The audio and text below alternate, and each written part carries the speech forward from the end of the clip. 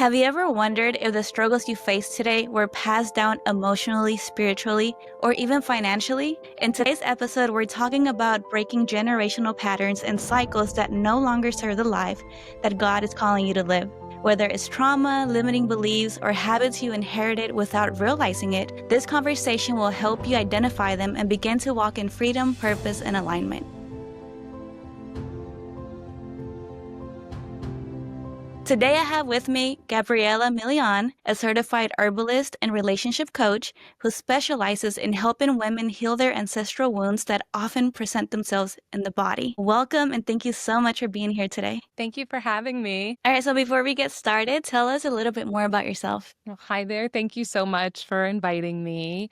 I feel like I have to start with the pandemic. I think 2020 actually kind of pushed a lot of people into different directions, and myself included. So I was a television reporter for many years, had been working in English and Spanish television. And then once COVID happened, it kind of reset my expectations of things like, oh, am I doing what I really want to be doing with my life? And also, I was on the other side of the country. I was in Los Angeles at the time, away from family. And I started realizing like how scared and fearful I was because we didn't really know what was going on at the time. And so I decided to move back to the East Coast. I'm originally from the New York City area, to be closer to family. And then I think that's when a lot of like ancestral things started coming up, as far as realizing, oh, I hadn't dealt with a lot of these things probably when I was on the opposite end of the country. And now that I'm closer to family, I was starting to realize that a lot of my issues, physical health issues, even emotional and financial issues, were probably related to the trauma I was going through with my family. So once I started working through emotional trauma, I started realizing I started losing weight without trying. My reproductive health issues started to go away. And I started realizing how my emotions were stored in my body. And I couldn't just bury things in anymore. I had to deal with them in order to live, a more harmonious lifestyle, because I was 50 pounds overweight. I was overeating, binge eating a lot of sugar, a lot of sweet things. I was working in an industry that I didn't feel very aligned with at the time. And even though I was making good money, I felt like I was exchanging my physical health in order to sustain those things. So I think naturally you start to go on a self-development journey of therapy. I tried lots of different modalities. My personal favorite is dream interpretation in particular, because I think that's God's way of speaking to all of us. And he has his own language that I feel he speaks to us in our dreams. So what I did was, from 2021 to 2023, I wrote a dream journal every single night. I should say every morning after the dreams that I had the previous night. I would write down what I would remember.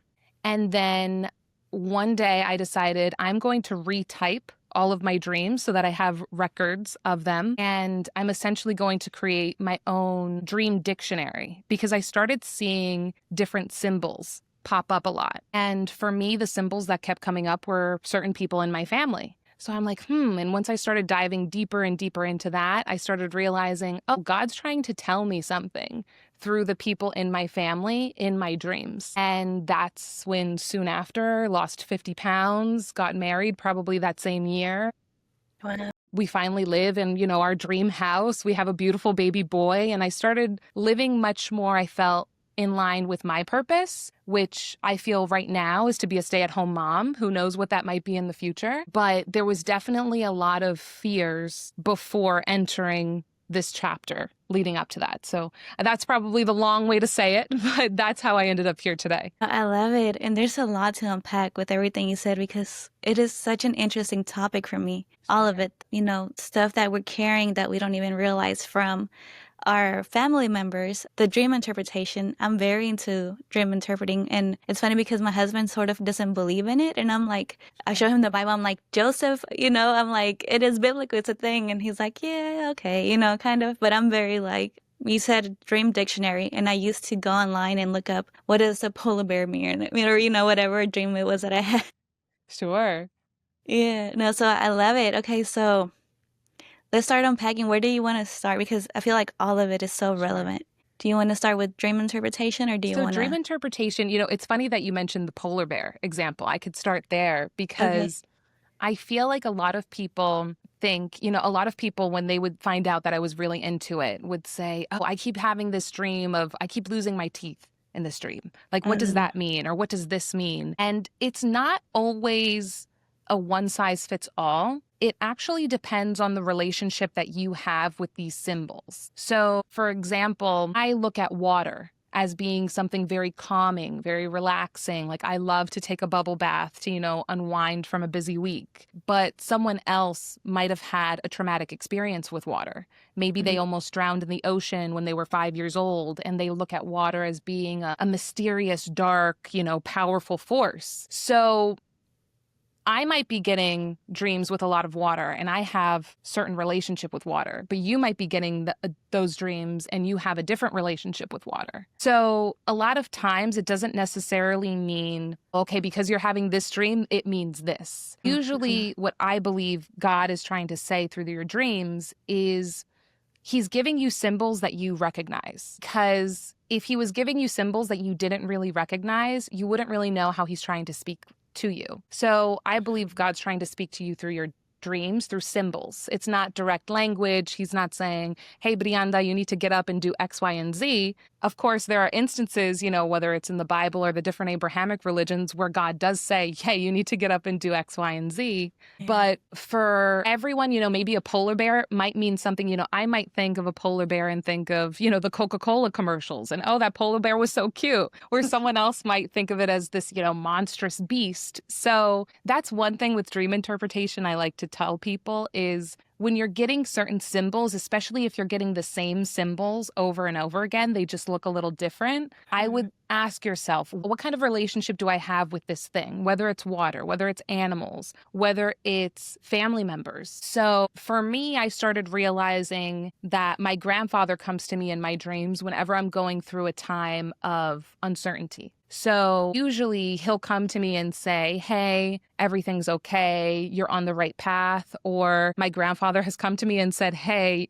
you don't want to marry that guy, straight up in my dreams. Oh, So wow. usually I've noticed whenever I'm going down maybe certain paths, my grandfather will show up and he'll usually put me down the right path. And I have a relationship of him being a wise elder, someone who has my best interest at heart. Maybe somebody else has had a different relationship with their grandfather that wasn't so nice. So their grandfather might pop up in their dreams and they're like, nah, I'm not going to listen to this guy. But I believe God, if he's showing you these people, whether you like them or not, is trying to show you those parts of yourself and that you need to look at those parts of yourself. And that's why he's using that symbol. So I feel symbolism is really important to look at. Everybody's like, oh, if you're losing your teeth, it means you're losing money or something like that. It's like, no, it could mean something else. So that's kind of a quick start to making your own little dream dictionary as far as, okay, what are the symbols that keep popping up and how do I relate to those symbols? And I think then you can kind of translate how the creator's trying to speak to you. I love that you mentioned that. I hadn't thought of it that way.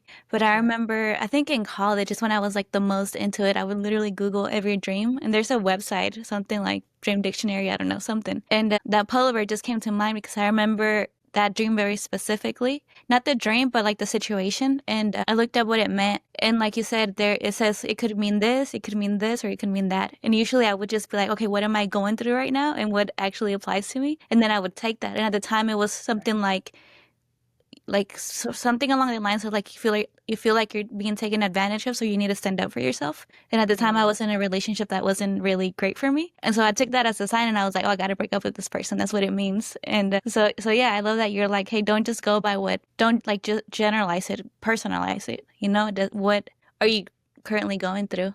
For sure. I love that. No, most definitely. I definitely think that's one of those things because then what ends up happening is once you start to figure out the relationship you have with these symbols, they're going to pop up again. And then when they pop up, you're going to be like, oh, yeah, this is what God's trying to tell me. Or at least you'll have like the beginning stages already figured out, So another one that was popping up a lot at the time was my great grandmother. And it didn't really make sense to me why she kept popping up in my dreams. I didn't have her in my dreams a lot at the time, but then it hit me one day after journaling about it, because I like to give people different writing prompts to ask themselves questions after they've written out their dream in the morning. So I started using one of these writing prompts and I realized, oh, my great grandmother was probably the healthiest person in my family, like physically healthy, as Mhm. far as she really didn't have any health issues until the last year of her life. And then it was like everything kind of shut down, but you could say it was for old age. She did have like a stroke a couple months before she passed away, but it was just like boom, boom, boom.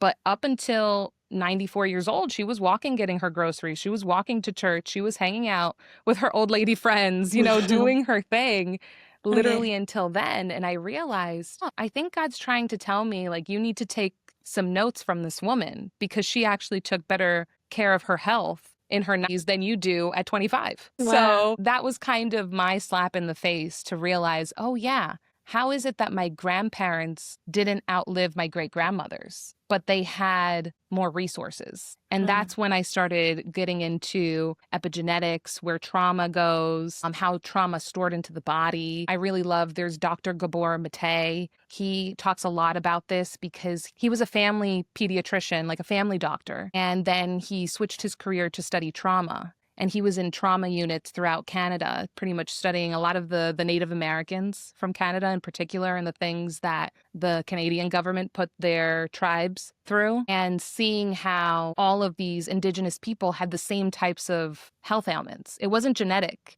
It was because of the Mhm. types of trauma that they were going through. And when I read that and how that's stored from generation to generation, I was like, maybe that's why it didn't matter that my grandparents had more financial resources. They had other stuff that was stored up, clogged up, that they didn't deal with. And that manifested itself in health ailments in other ways. So I feel, yeah, God's always trying to let you know, he'll talk to you through your Yeah. dreams, through maybe certain interactions that you have with people. But that was the first question that I think I asked myself, is why didn't my grandparents outlive my great grandparents? And that sent me down a whole other rabbit hole. No, and I love that. And we talked about this over Instagram DMs, and I love everything you said. I was thinking whenever, because I think I wanted to do this podcast with you because we were talking about, I saw one of your stories, and I'm gonna need you to remind me what exactly it was. But I remember thinking, hey, like Juan and I just talked about generational patterns in our like financial episode, and it wasn't like 100% what you were saying, right? But it related. And then I had done a lecture on breaking generational patterns to do Christian counseling, where they talk about, they touch on epigenetics, but they're like, we're not, that's not what the I guess their expertise was about, so they just kind of touched on it and didn't really go that deep. But they did say, how God says if something can affect you to the third and fourth generation. But also he mentioned how there are some things, like for example alcoholism. He's like, you might have that like gene, but you have to like wake it up kind of thing. But if you leave it dormant, by the third and fourth generation, like that thing won't even be there anymore. Like it'll be out of your DNA kind of thing. So I Right. thought that was interesting. Yeah, so go ahead and tell us a little bit more about what you found and what you've learned. Sure. So I think the Instagram story that I was talking about is, I like to talk about core values and how, whether you are consciously aware of your core values or not, how they're running you, whether you Mhm. realize it or not. So something that my husband and I have talked about a lot, as far as probably one of our strong core values that unites us, it's probably not number one on my list, but I'd say it's high up there, is advancement to build family legacy. And what's going to keep our family strong, what's going to keep our family together, what's going to keep our family healthy and prosperous. And so we will, I joke, maybe we should have a podcast at the dinner table. We'll kind of have this like psychoanalysis conversation of people in Mhm. the family a little bit, because they're our loved ones, so we care about them. Yeah. And something that he noticed is, because he is first generation Latino in this country, and I'm technically second generation, where both of my parents were born here, but all of my grandparents were born in different Latin Caribbean islands. So we started to realize that just because you have more generations in the US, that doesn't mean that each generation becomes more successful. And so the example that I gave with my great grandparents was how yeah, my grandparents made more money, but they had much worse health. They all died, pretty much by their 70s. And so not only did my great grandparents outlive them by 20 plus years, they also had a better quality health. They weren't going to the doctor for this and that. They weren't taking 20 pills a night for the last 10 years of their life, so to speak. So we were asking ourselves, why is it that technically the more generations you have in this country, usually the more opportunities you would have? We think of this concept of, we think of this concept of generational wealth, and usually you're supposed to do better than the previous generation. But we weren't seeing that around us. We were seeing how either each generation was becoming more financially poor or how each generation was becoming more physically unhealthy. And we're like, why is that? Because they have all the right things. They have the education. They speak the language. Most of my family speaks English and Spanish very fluently. So they could be making money in both languages if they wanted to. They have all of these things. They homes that were passed down to them from family members. So they didn't have to work for certain things. They had it. So you would think you could just logically, you could build off of that. But that's not what was happening. So we're like, why is that? And we started looking at other families, legacy families in the US, whether it's the Rockefellers or the Vanderbilts. And at first, my husband kind of simplified it to, well, if those types of families, if their family just gave them everything, the younger generations, they didn't have to work for it. So there's not as much skin in the game. In a sense, they don't have as much hunger to work for these material things that the previous generations did because maybe there was some sort of lack. So I started thinking, I was like, no, I think that there's some sort of ideas that we have as far as something I realized that I think I took from my family is thinking that a corporate job was the way to go. Working for a corporation, a big name company, that's the way to go. Something I think I picked up from my grandfather, he was actually a business owner. He started 2 businesses in this country when he moved to this country, but it's because he didn't have a high school education, where at the time when he moved here, you could only get the good factory job if you had a high school education. So he became an entrepreneur out of necessity. And he looked at being an entrepreneur as less than. So he worked very hard with his businesses so that we could all work a corporate job.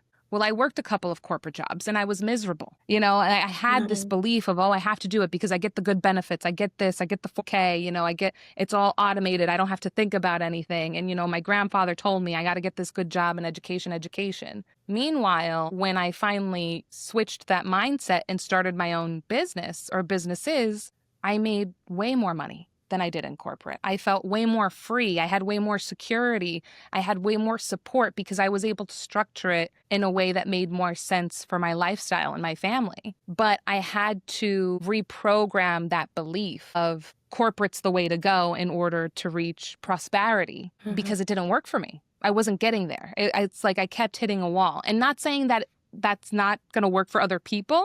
It just didn't work for me, and I believe it became from an ancestral wound that was passed down because he had this belief, because I'm uneducated, I can't have a corporate job. So that's something where once I started looking at those patterns, that's why I wasn't able to be more financially successful than my grandfather, who didn't have a high school education. He barely spoke English. I think he spoke English more than he would admit to, but he barely, and he didn't have Google like I did, and he was still able to start 2 businesses in this country. Meanwhile, I was complaining that I couldn't do X, Y, and Z, but I had more opportunities and skill. I had more skill just because of where I grew up, my environment, the opportunities that I was born into. Yeah. So I think that was what I was mainly sharing on my story is it doesn't matter necessarily if you grew up in a rich family. That doesn't mean that you're going to be rich because you could still be playing these programs in your head that don't work for you. Maybe they worked for your grandfather. Maybe they worked to help keep your great-grandparents alive in whatever situation they were in. But you have to realize, wait, this isn't working for me anymore. And now it's time to reprogram it. Yeah, no, I love that. That's so interesting. And so I'm thinking like someone listening right now, maybe they're feeling unfulfilled and they hadn't thought like, hey, to look back at where do I come from? What did my family do? What did they believe? I heard of something called the genogram. Have you heard of it? Is it kind of like building a family tree in a sense? Yes. I think I've heard of it, but I don't know exactly what it is. Okay, yeah. No, same. I just heard of it. And they were talking about how you should build a genogram. And it's kind of like family tree and like what did they go through? Were there any divorces? Were there any scarcity? What, whatever addictions and, just like write everything down and then kind of look at it and see like, am I getting any of my beliefs from here? So in your experience, how did you do it? Were you just like meditating on it or thinking about it and then you just realized it, or did you use some sort of I think structure? Not structure, but I guess like the genogram's like a thing. I guess technically maybe one of my mentors called it something else, but Okay. one of my mentors did have me do a genogram, funny Okay. enough, because I was working with this business coach, but he was the one who actually told me about epigenetics and how there Okay. were certain beliefs that I had that were probably passed down from my family. So he was the one who was asking me because it was around the time where I wanted to start a business, but I was very scared. And he was like, okay, we're going to do this family tree of yours. Did anybody in your family have a business? Was anybody an entrepreneur? And I was like, oh, yeah, actually, my grandfather was. He had two businesses. And he was like, okay, so already you have the gene to be an entrepreneur. Your grandfather already proved he had two successful businesses. You have imprinted in your DNA already that you can start your own business and have it work to provide for your lifestyle because he was able to do it already. And I never looked at it in that way. I was like, yeah, okay. So he did have me write out as far as divorces, as far as children that passed away, because that can even be held into your DNA as Oh, well. wow. Okay. Were there certain famines? Did the politics that were going on in the country that they're from, did it take away anything from them? Did it give them anything? He did ask me all of these questions to kind of look at my family lineage. And he said, okay, what are the things that you want to keep? And what are the things that you want to throw out? And I think that doing a genogram, which I hope more people look into that because I think he just called it something else, but this is essentially what it is. And seeing written out the beliefs that my family had, I was like, it's almost like it hits you more. Like you can Oh, yeah. consciously know that you have certain beliefs or that, well, yeah, I believe this because my mom always used to tell me X, Y, and Z, or I believe this because my grandma said X, Y, and Z. But when you see it all written in front of you, it can kind of hit your subconscious differently, which that's why I believe writing exercises, drawing exercises are very helpful because it can help you see things in a way that maybe you didn't see it before. It's kind of the same thing. It's the same message, but it's just shown Yeah. to you differently. And that's why I have to bring it back to dream interpretation as well. Because when I got serious about interpreting my dreams, I think if we're just talking very, results driven, that is the quickest and fastest I've seen any transformation is doing the dream journal. Essentially, every morning, what I would do is I would take my phone, I would have the voice note app already ready to go. And I'd say, because writing it out, you're still kind of sleepy. You start to forget things a little bit, what happened in the dream. I would wake up, voice note, okay, I was in Puerto Rico at my favorite beach and I was sitting in the sand, but it was cold. And there was this octopus that came, just kind of whatever pops up in the dream. I would Yeah. put it in my voice notes. And then at night, I would have a prompt and I would write out the voice note and write along with the prompt. And usually that would make me remember more of the dream. Oh, wait, this also happened in the dream. And this also happened just by having that little bit of a reminder from the voice note. And then I started realizing, oh, I'm getting the same symbols and the same types of symbols because I believe the creator's sending us symbols and signs all the time. It's just we don't always see them because we're so distracted. Yeah. So that's why I feel writing, prayer, meditation, I do believe part of my transformation, going from losing 50 pounds, from looking at relationships as, oh, everybody's trying to use me, or, I definitely looked at people untrusting from the get-go and had poor quality relationships because of that, not making as much money and as little time as I could have. And once I started interpreting my dreams and meditating consistently, I'd say in 2 years, I was a different person. Wow. And Wait, I before feel we move on, I have a question real quick. I love how you said that as soon as you wake up, you voice memo it. This is, I don't know if it's like Mexican superstition or just my family superstition, but I was always told if you have a nightmare, like for example, I would tell my mom, oh, I had a nightmare. She'd be like, wait, don't tell me yet. Eat first. Like never tell me your nightmare Mm. before you eat or else it comes true. Obviously, it's superstition, but is that something you've ever heard of? No, I No. mean, that's interesting because I do think something my grandfather used to tell me is like, oh, to make sure if you're going to share a nightmare, not to be too emotional and like in I guess an uneasy state, but I've never heard like a superstition like that. So maybe, I mean, maybe it does have some truth to it as far as like, oh, you got to calm down the belly before, you Uh, share it in a sense. But I yeah. have heard that if you share a nightmare in a very like uneasy, like, oh my God, I had this crazy nightmare that this, and you're crying about it, because maybe it really touched you, that the energy of that nightmare could go into the person that you're telling it to. I have heard that. So Okay. I don't know where that comes from. I don't know if that's another Latino superstition, kind of a deal, because that's where what I used to hear. But Mhm. yeah, whenever I'd have a nightmare, I remember my grandfather would say, okay, breathe, relax. You're good. You're safe. Now tell me what happened. Because I would get crazy dreams. I mean, at Mhm. 4 or 5 years old. And when you have those types of dreams at a young age, you could get excited, like, Yeah. oh my goodness. So he'd be like, you have to calm down. And my grandfather, I feel, is the main person that I learned dream interpretation from. Mhm. And then I kind of started reading more on Jungian psychology, where he Mhm. talked a lot about dreams. And I do like a lot of Carl Jung's work because um, he was raised by a pastor, so he believed that spirituality was important, where not a lot of the psychologists at that time believed that having a connection to the creator or a higher source was even relevant. So that's why I like a lot of his work, is because he kind of dives into that and has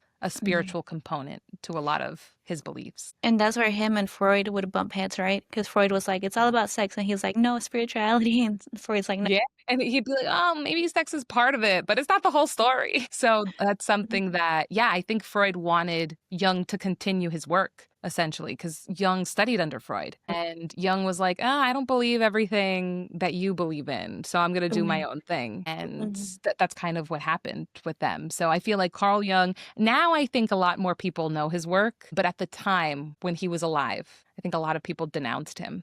I used to think I had to hustle, perform, and look perfect to be successful, until an accident forced me to slow down. I couldn't work out, I couldn't show up online, and suddenly I had to face what was underneath it all. That season revealed something I'll never forget. I was building a life on the outside, but I was out of alignment on the inside.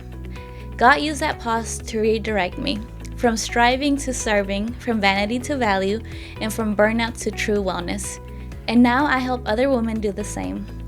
That's why I created the 7 Dimensions community, a Christ centered community where you can finally align your spiritual, mental, emotional, physical, relational, financial, and vocational life with God's design. If you're tired of surface level faith and scattered goals and you know God's calling you to something deeper, this is a space for you. Join the waitlist in the description box below and join a community of women who will keep you accountable. Yeah. And I don't know too much about him. I just know a few things here and there. Like I know he's the one that came up with the archetypes as well. Yes. So like different things. But No, the archetypes. He studied mhm. synchronicities, dreams, pretty much anything psychological on dream interpretation, like in the Mhm. psychology sphere, is pretty much Carl Jung studied that. So It's interesting. I feel like the way Carl Jung explains how the unconscious or the divine collective is speaking to you in your dreams is pretty much how God speaks to you, and explains through the story of Joseph, how God speaks to you through your dreams. So I feel like it's pretty much the same thing, just a different name to call it, Mhm. so to speak. But he believes the symbols was a big thing, that you're being spoken to through symbols, not through direct language. So that's something. There were a lot of synchronicities with what Jung says about dreams and what the Bible says about dreams, which is pretty cool. Yeah, for sure. Yeah, and then going back to what we were saying, maybe I don't know where this superstition came from, but maybe you know how they say that the life and death is in the power of the tongue or something like that. And maybe when you speak something, like you said, the emotional state that you're in could you could potentially speak something. Maybe I don't know. I'm just guessing here. Most definitely. No, I could see that as well, because I think what kind of tying epigenetics back into this Uh-huh. is part of the reason why what you say, or even what other people say to you, or what you're listening to on social media, what you're consuming, the music, all these things, is it can literally recode and reprogram your DNA. So that is something where, if somebody tells you every morning something harmless that probably somebody like my grandma, ay gordita, like, oh, you're getting a little chunky or something. That's something my grandma would say. I Mm. might build this fear of being a little gordita, kind of a deal. Or you might build another belief because somebody told you this every single day. Like, oh, because they tell me that I'm fat, I am fat. So I'm just going to solidify that belief that I'm continuing being told.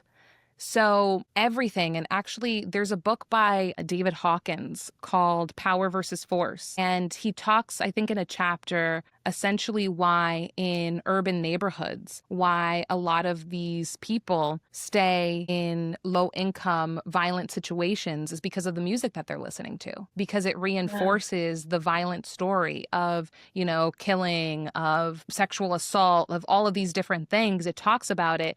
And when you keep listening to that over and over and over again, you're literally telling your DNA, this is my reality. This is what we're going through. And your DNA or your brain and body will look for confirmations because that Yeah. will make it feel more safe. Like, oh, okay, I see a confirmation of what I was just listening to. Mhm. So that means that this is where I'm supposed to be. And even though rationally it doesn't make sense, like, oh, I know that this is a dangerous situation. I shouldn't be doing this, or I shouldn't be eating cake for breakfast, lunch, and dinner, something a little bit more harmless.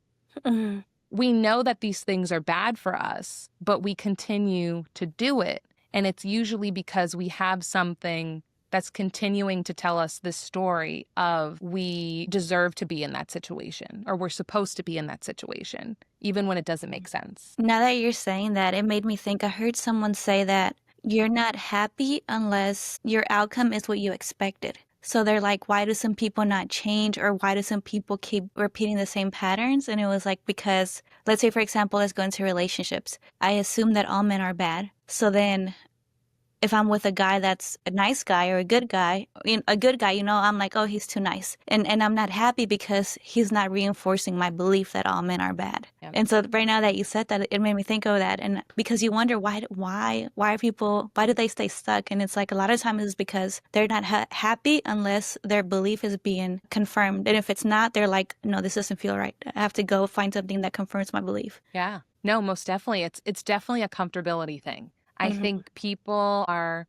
and that's something that my husband and I were talking about too, speaking of like the throughout the generations, is something we've noticed here in the US compared to other countries in the world is we are the land of comforts and conveniences. Hmm. Everything is comfortable, and we benefit and profit from some of these conveniences. It's one of those Yeah. things. Trust me, I love picking up food at the drive-through or, things that Same. we don't experience or some of our cousins don't experience in other countries. That was one thing one of my cousins, when she came here for the first time, I love the drive-through. Like, what? That concept to her was so crazy. But what happens when you're in situations that don't confirm your comforts is you denounce it right away. So this will even happen like, what do you mean they don't have a drive-through in, this small town in Guatemala? Like, what are you talking, like, because you're so used to certain comforts and conveniences, you go somewhere else that doesn't have it and you just denounce it, or you say that they're wrong for not having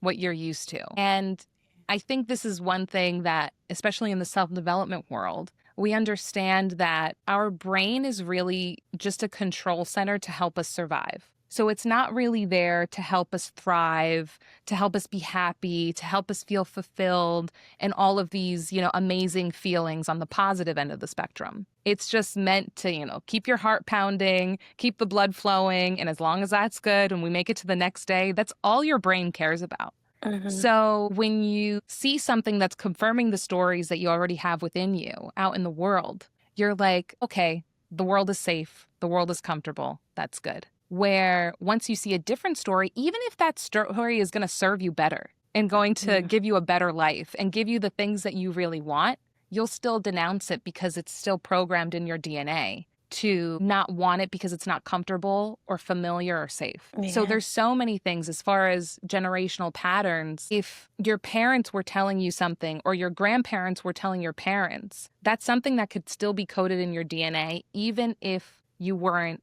told these things. So there was a study that got me really interested. I forget who.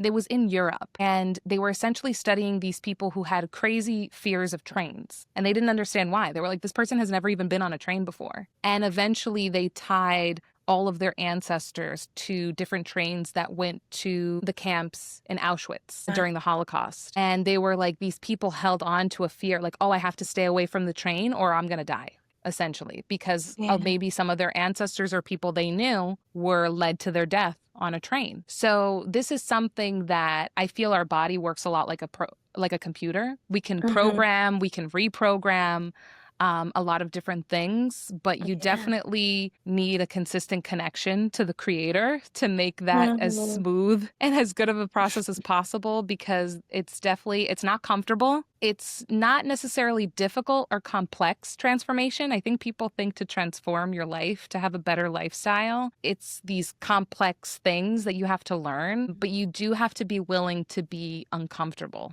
Yeah. That's, I think, the hardest thing for people. And when you're used to certain comforts, being uncomfortable, um, Absolutely. Yeah, that's so interesting about the trains. It's like logically you're like it doesn't make sense, but it's in you, and yeah, that's so interesting. And also sometimes we go the opposite or we try to overcorrect, so we go on the opposite spectrum. I'm thinking right now like put my mom on the spot. But my grandpa, like I don't know if he had money or not, but he was known as someone who did because he owned land, right? And he always had problems with the town next to them because they would always be fighting for the land basically. So my mom, she grew up with like a mentality of like money is bad. And I think that's where it comes from for her. As I'm listening to you talk right now, this is like clicking right now in my brain. I think that's where it comes from because she saw how much fighting was involved and how much just trouble. And I think for her, it's like maybe like, what is it, subconsciously?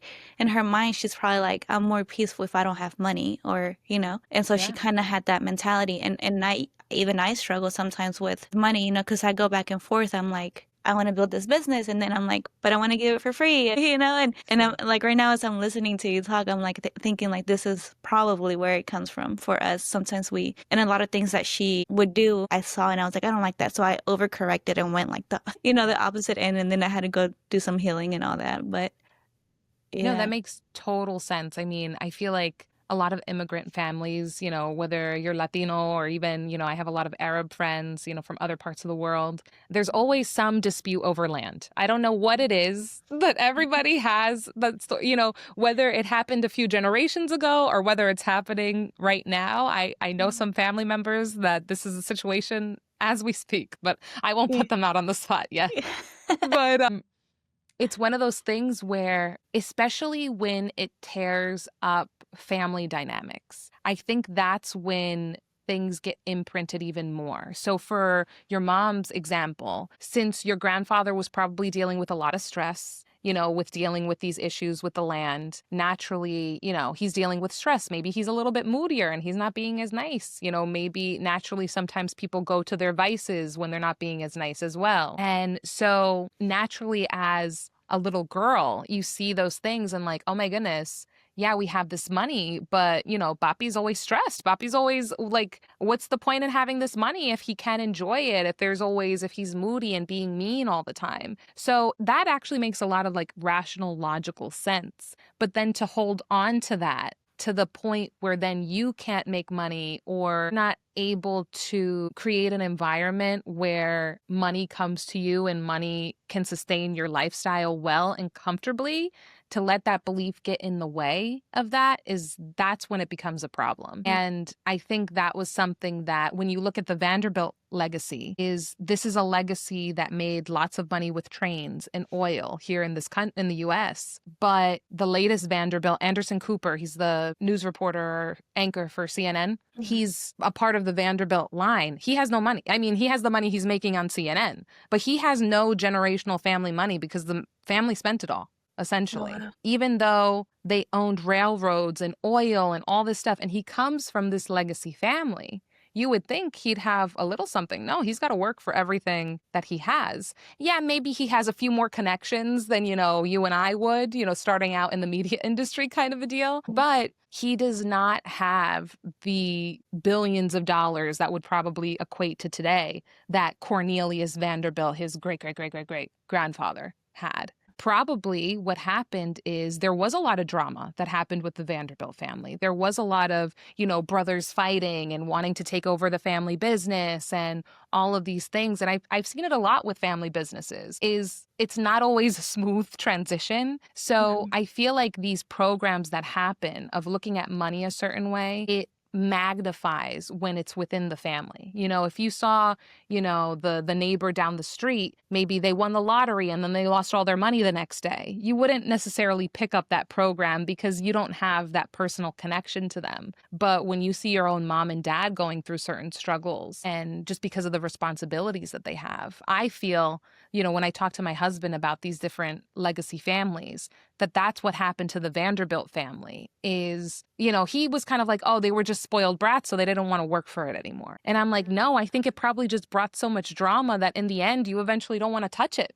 You're just like, nope. And I think that's actually what ended up happening with Anderson Cooper's mother, Gloria Vanderbilt, is she, whatever, like you take the money. I don't want to deal with it. I don't want to fight over it. I don't want to take responsibility over who gets what because it could cause a lot of drama and sadly create programs that last generations after generation. Yeah, and that's something that you don't usually think about, like as we're talking about it now, I'm listening and I'm like, oh, that makes so much sense. Yeah. Another thing that I heard was that language creates values and values create culture. So whether the language was spoken to you or you just observed it, that creates a set of values, and then those values determine what kind of culture you're gonna have. Listening to you talk about these wealthy people, I'm thinking about like like trust funds. I know a lot of people will write in values, which is something I learned recently. I didn't know that. Where it's not just like you get this, you get that. It's like, no, here are the values and you are to follow the values. Sure. So maybe that's something that they didn't have. I don't Yeah. know much about them. Most definitely. I think this happens too with families or people that because technically Cornelius Vanderbilt, that goes all the way back, he was new Mm. money. He did not come from a legacy family. He started off that legacy. So for these legacy families, values are very, very important. It's not just how you spend your money, it's who you get married to. It's, from what I've noticed from legacy families is a lot of times they will it almost seems old school and Renaissance, but like these kind of arranged marriage setups will happen because the families know the other families. And because they know the other families, they know they were raised with a certain set of values and they know that they were raised with a certain set of principles and a certain lifestyle too. It can be very uncomfortable. There have been so many movies when somebody enters a situation, maybe they marry into a family where they don't come from as affluent of a background, but the family does. And they come and they feel left. I think there's Crazy Rich Asians. That's the first one that pops up in my mind. But, here she is, a poor girl from Queens, New York, I think. And she marries into this rich Singaporean family and she feels totally out of place. And it could feel the same way for the man, if it's the shoe were on the other foot. And I know it seems nice, these kind of fairy tale movies of, okay, we're going to get this poor girl with a rich guy and she's going to live this rich lifestyle that's so nice, but there are people out there that take advantage of those situations. There are people out there because they weren't raised with those values and with that type of lifestyle, they come in and they poison it in a way.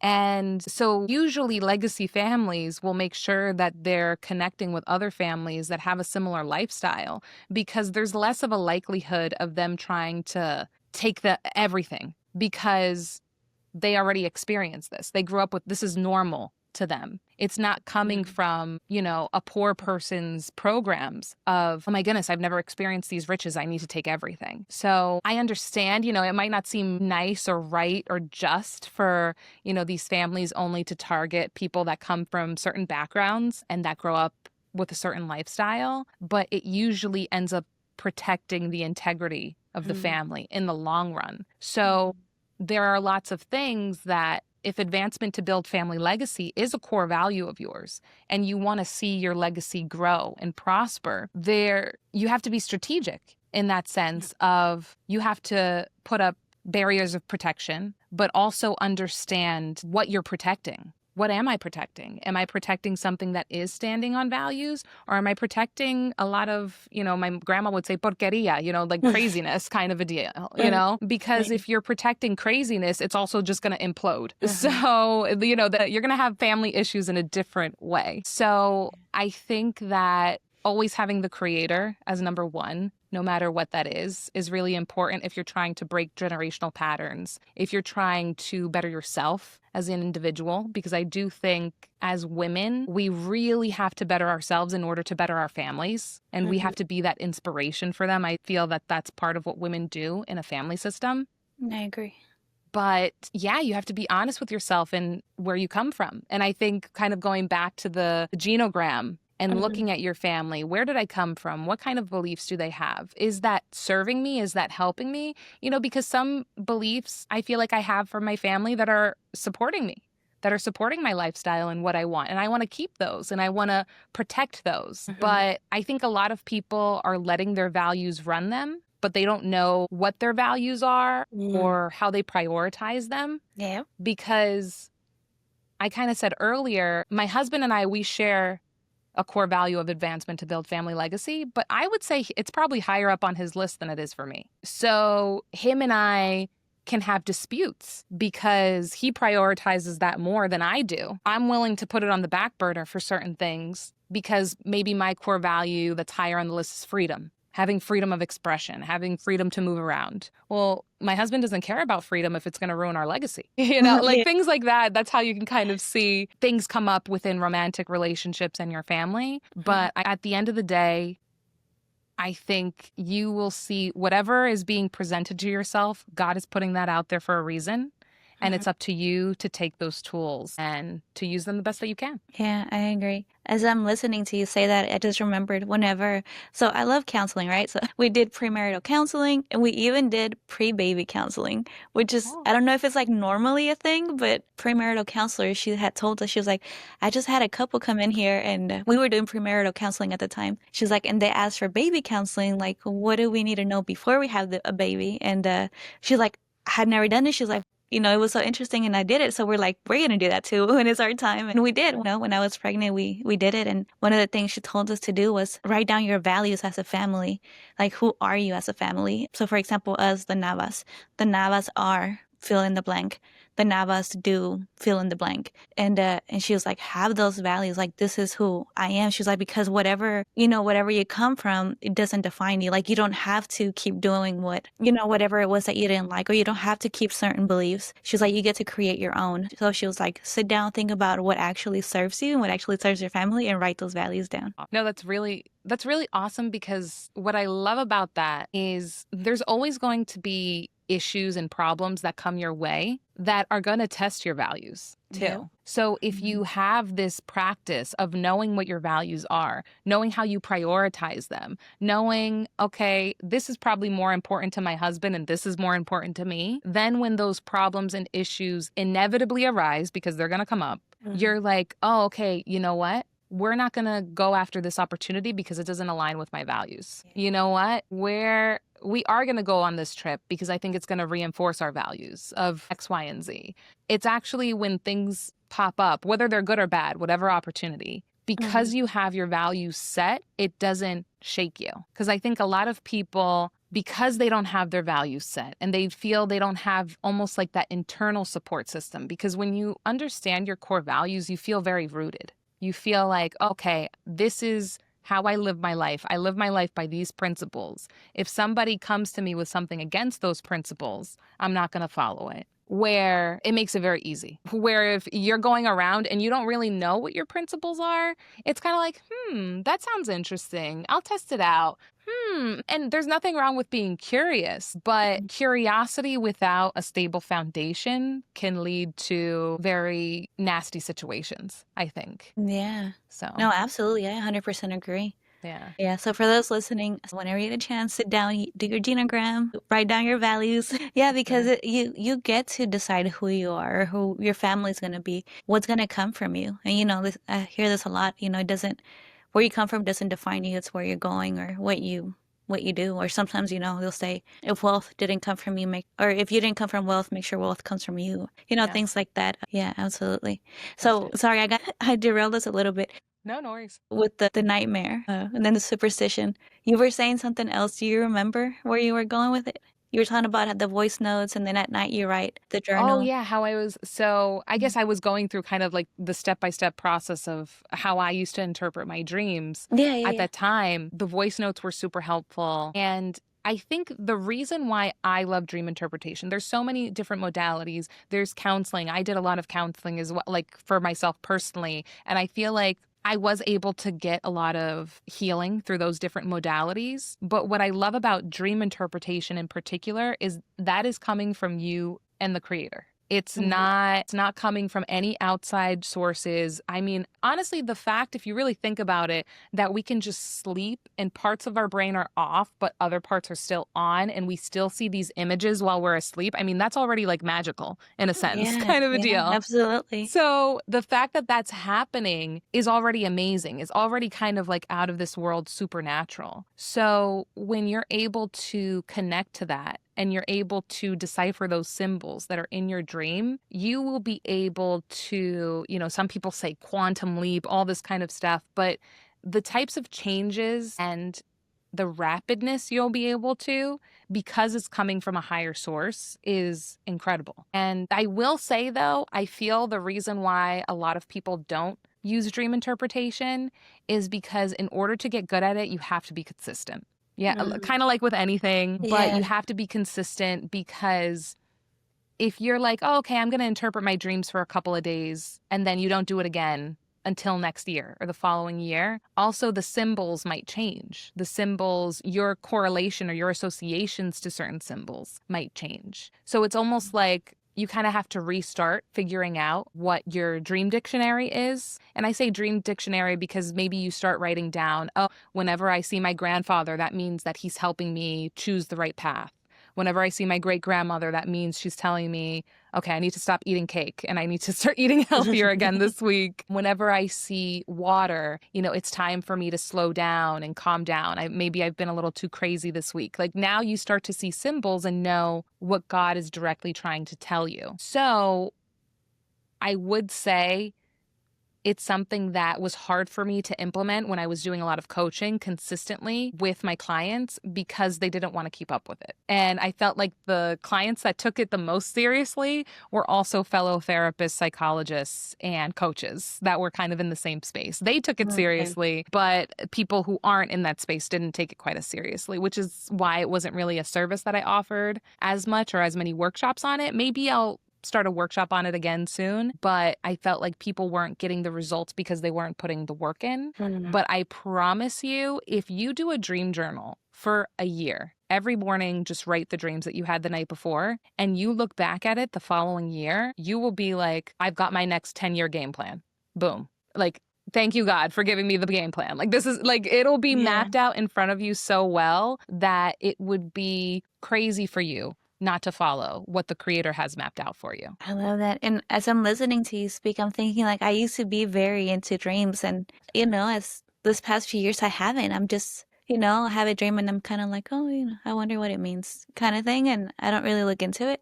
Sure. But I think you're wanting me to like get back into it and start Sure, I journaling. hope so. I Yeah. really do think and it's I mean, I know you're a new mom, there's so many different changes that happen that it's Yeah. hard to get to stick to a routine. But I Mhm. feel like when people do this consistently, then when you do have a dream, it's kind of like you have that skill baked into you. So now when I have a dream, I pretty much know what it's telling me right away. But because I have this practice, I have this muscle that honestly, I've been building this muscle since I was like 4 or 5 years old because that's when my grandfather started teaching me this. So I'm going to be able to interpret my dreams and see them much quicker than someone who's just starting off. But I think everybody should start off because I do feel like it's another tool that God gave us that is Mhm. direct access to Him. as well. I agree. Do you think it's also a gift? Because you mentioned like the people that were the most consistent were like therapists, counselors, coaches, and I feel like Sure.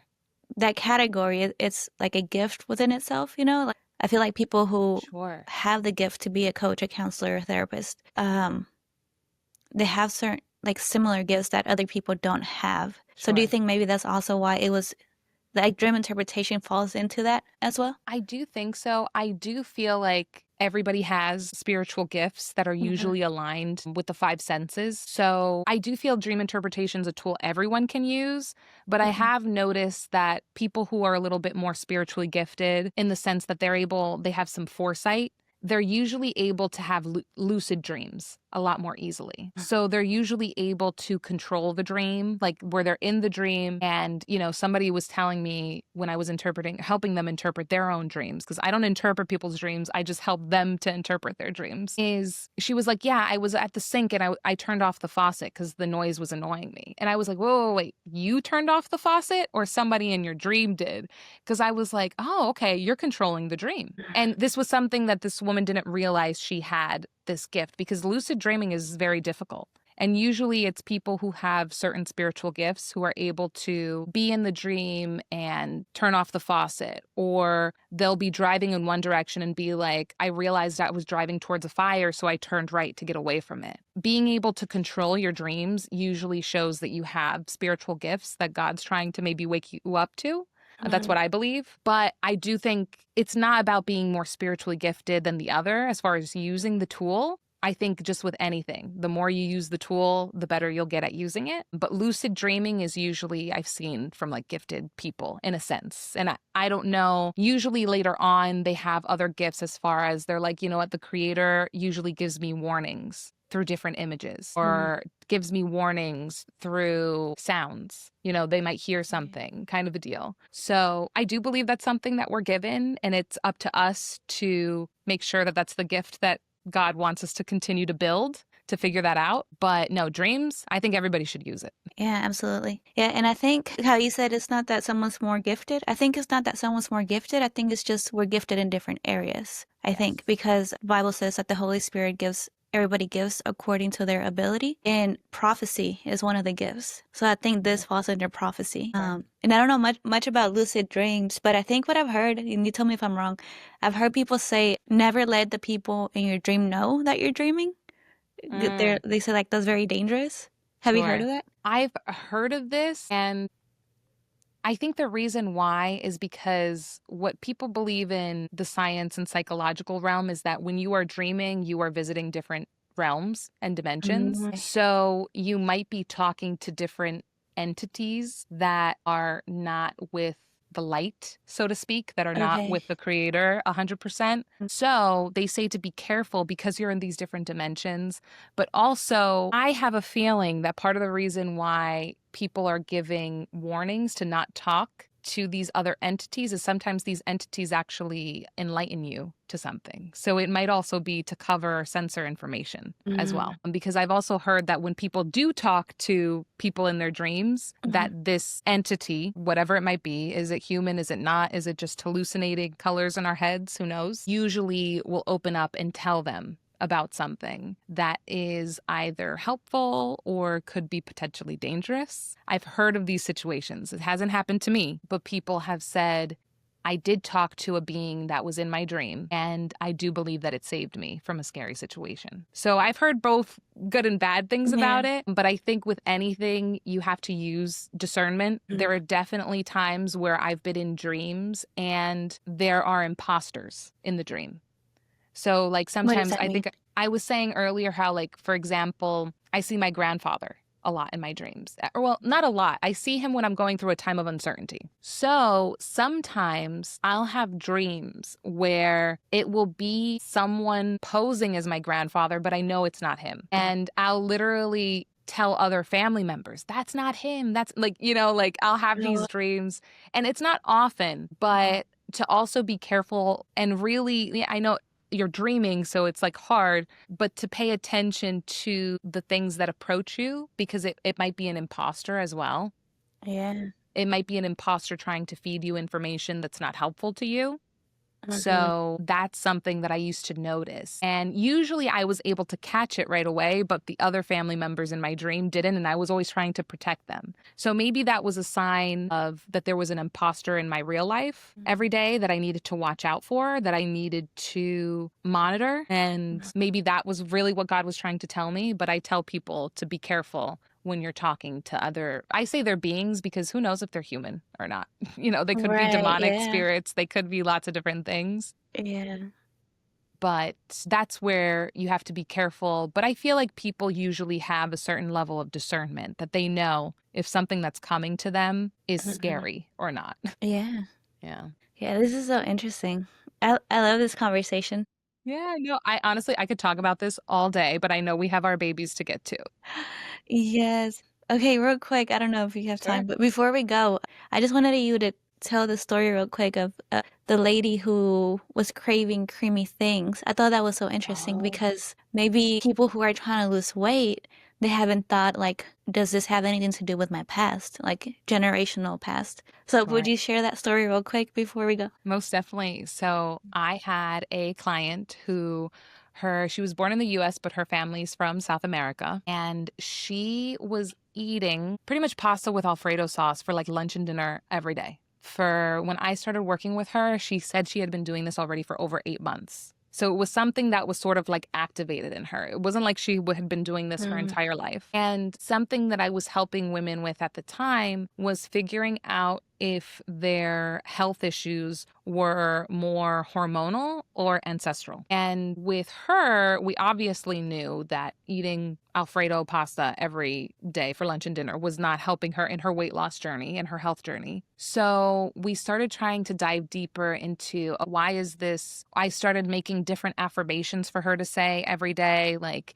I'm safe, I'm nurtured, I'm well nourished, so that she would have these affirmations and not feel like she needed to eat this every day. Because sometimes it's a very simple correlation with craving creamy things of you're looking for a mother figure. You're looking to feel nurtured and nourished. That doesn't necessarily mean from your own mom. It could be that you just want more of that feminine connection to nurture you from other women, but it could be something that's also happening on your maternal lineage. So, something she ended up finding out after diving deeper into this is that her great great grandparents went through a famine that was going on in the part of, I forget what part of Chile it was. And this area was very well known for its cheeses. And that's actually what made the neighborhood very wealthy, was because they used to sell a lot of cheeses. And then all of the cows ended up getting these diseases where there was this famine, they didn't have any cows, they really needed them for the milk. So even the town went from being this rich town to super duper poor. And she started realizing that right around the time she got laid off from her job, that's when she started having these Alfredo sauce cravings and always wanting oh, something wow. creamy like all the time. She got laid off. She made it right to the end of her severance before she got a new job, like sort of a deal. So she was okay, but she was single on her own. She didn't know how she was going to support herself. And Alfredo sauce with pasta was one of, I mean, honestly, she went to it because it was cheap. Because it Mm, was a cheap, easy meal to make, and she had just lost her main source of income. But even after having this new job, she kept eating it.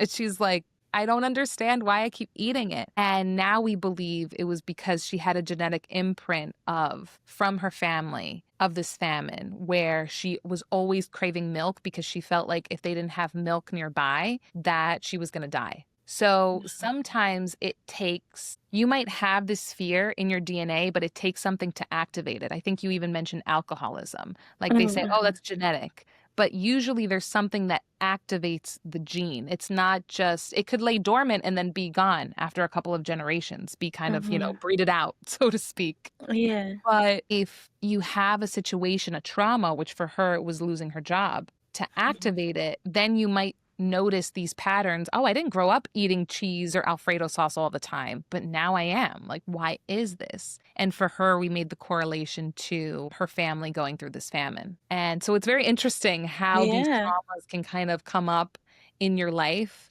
Especially after going through your own type of trauma. We already have to deal with our own traumas. And now to have to deal Yeah. with, our family lineage's traumas, this is a lot.